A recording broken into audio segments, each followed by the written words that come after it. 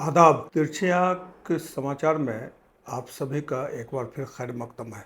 Iran ने जिस तरह एक्सिस ऑफ रेसिस्टेंस यानी लेबनान में इजरायली हमले को लेकर उसके साथ सोलिडरिटी दिखाई, ठीक उसी तरह की सोलिडरिटी हमास के साथ नहीं दिखाई।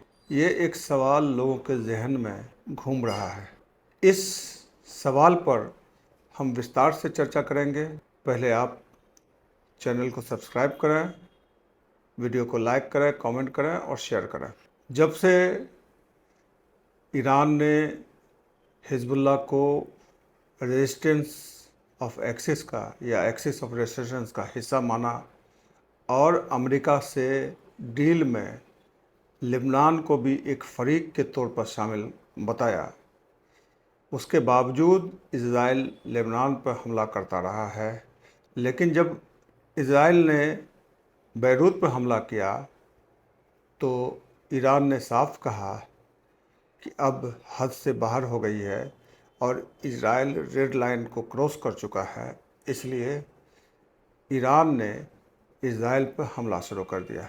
लेबनान के साथ सीधे जंग में कूदने के बाद अब लोग ये सवाल उठा रहे हैं कि 2 साल तक गाज़ा में फ़लस्तीनियों का खून बहता रहा, लेकिन ईरान ने इजराइल के खिलाफ किसी तरह की कार्रवाई नहीं की। ये बात तो सच है, लेकिन इसके पीछे की मंतक को भी समझना होगा। आज 40 दिन की लड़ाई के बाद ईरान एक ताकतवर मुल्क में शुमार होने लगा है। ईरान की जो पहली क़यादत थी, जो सफ़े अव्वल की क़यादत थी, वो सब के सब मारी गई। अब जो दूसरे सफ़ की क़यादत है वो सख्तगीर है और वो किसी भी तरह से अपने ऊपर हुए हमले को बर्दाश्त करने को तैयार नहीं है। कहा जाता है कि अगर ईरान ट्रंप के पहले दौर में जिस तरह से कासिम सुलेमानी की हत्या इराक में कर दी गई थी, ईरान कासिम सुलेमानी का बदला लेने के लिए अगर इजराइल और अमेरिका पर हमला कर देता तो आज ये नौबत नहीं आती कि इजराइल और अमेरिका को रहबर आयतुल्लाह ख़ामेनी और दूसरे जनरलों की हत्या का साहस कर पाता।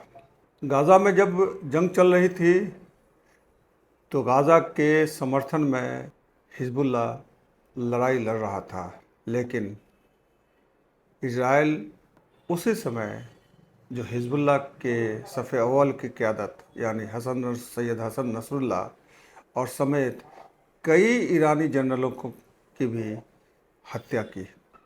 उसके बावजूद ईरान इजराइल पर हमला नहीं कर पाया। यहाँ तक कि असद के दौर में सीरिया में भी कई ईरानी जनरलों पर हमला हुआ, लेकिन ईरान उसका सीधा जवाब इसराइल को नहीं दे पाया। लेकिन अली ख़ामेनी के बाद, या फिर ये यूँ कहें कि 12 रोज़ा जंग जो पिछले साल हुआ था मई में, उसके बाद ईरान का एक कॉन्फिडेंस बढ़ा और उनके जनरलों में और जो सियासी क़यादत है उसमें ये एहसास जगने लगा कि वो अमेरिका और इजराइल का मुकाबला कर सकता है। 12 रोज़ा जंग के बाद फिर जब दूसरी बार ईरान और अमेरिका के दरमियान बातचीत हो रही थी तो ईरान पर हमला हो गया और ईरान के जितने भी सफ़े अव्वल के लीडरान थे और जनरल थे उन्हें मार गिराया गया। जो दूसरे श्रेणी के जो क़यादत थी वो उनकी जगह रिप्लेस तो कर गए, लेकिन उन्होंने अपना मौक़िफ़, अपना दृष्टिकोण बहुत ही सख्त रखा और 40 दिनों की जंग में इजराइल और अमेरिका को बातचीत के टेबल पर आने पर मजबूर किया। ईरान की जो दूसरे लेयर की क़यादत थी वो इतना सख्त है कि वो अमेरिका के किसी भी हमले का जवाब उससे बड़ा हमला करके दे रहा है।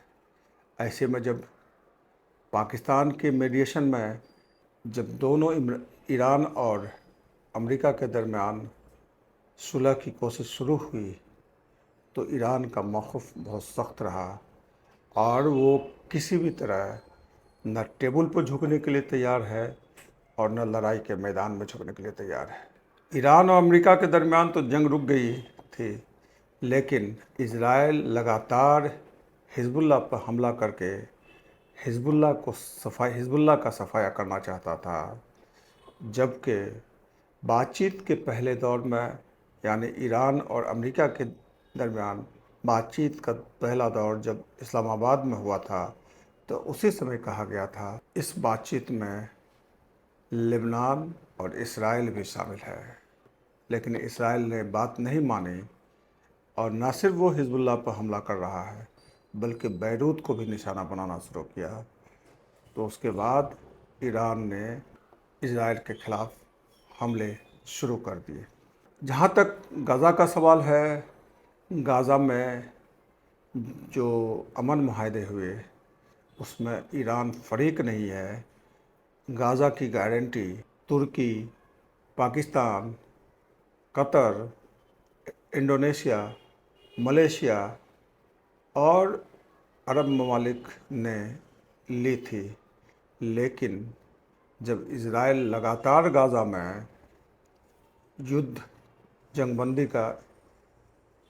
जंगबंदी की खिलाफ वर्जी कर रहा है, तो ये सारे देश खामोश तमाशाई बने हुए हैं और एक भी लफ्ज़ इसराइल के ख़िलाफ़ बोलने के लिए तैयार नहीं है।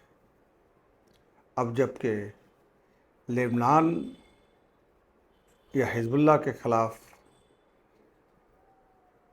जंग में ईरान इजराइल के ख़िलाफ़ डिटरेंस, मतलब हमला ना करने की ताकत या हमला करने की ताकत को बरकरार रखा है, तो अब ख़ासकर सुन्नी ममालिकों को या सुन्नी तबके को ये लग रहा है कि ईरान अगर ऐसा ही साथ गाज़ा में देता तो गाज़ा की ये हालत नहीं होती।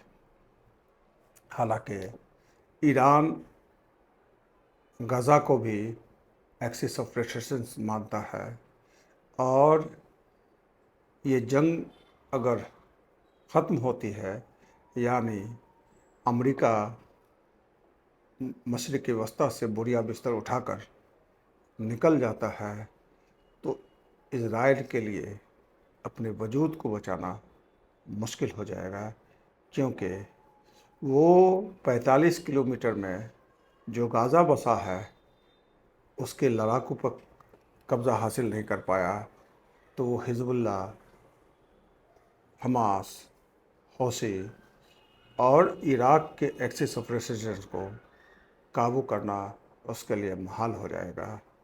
ये वक्त की बात है और इसे या हमास को एक्सिस ऑफ रेजिस्टेंस से बाहर नहीं देखा जाना चाहिए और न ही एक बड़े मुस्लिम तबके में ये बात जानी चाहिए कि ईरान हमास को तनहा छोड़ दिया है।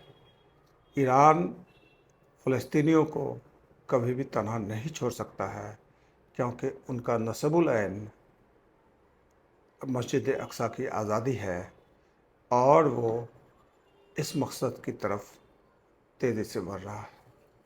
इस वीडियो के साथ मैं मुशर्रफ शमसी, कैमरामैन अल्तमश अली के साथ तिरछी आँख समाचार। शुक्रिया।